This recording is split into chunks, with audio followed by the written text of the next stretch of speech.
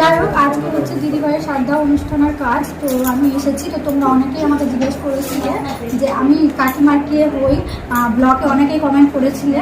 তো সেটা তো আমার পরে একটা ভিডিও আসবে, সেটাতে স্পষ্ট ভাষায় বলা হয়েছে যে আমি কাকিমার কে, কাকিমা নিজের মুখেই বলেছে।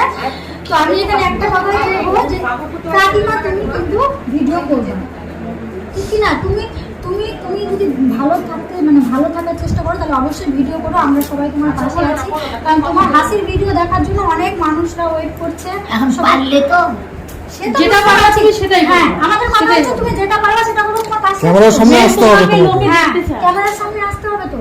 কারণ দেখো দিদিভাই তো আজকে আমাদের মধ্যে নেই, আমরা তো মানছি, কিন্তু দিদিভাই তো শুরু করেছিল।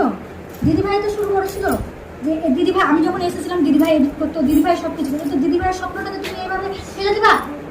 দিদিভাইয়ের স্বপ্ন ছিল কিনা? তো তুমি দিদিভাইয়ের স্বপ্ন রাখবা, তুমি সবার সামনে বলো। দিদিভাইয়ের স্বপ্ন, হ্যাঁ বললাম তো, দিদিভাইয়ের স্বপ্ন তুমি রাখবা। আর আমরা তো আসবোই মাঝে মধ্যে।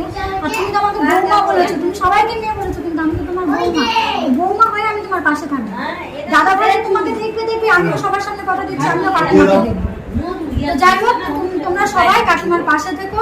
আর কাকিমা তুমি বলো, তুমি সবার সাথে ভিডিও করবা।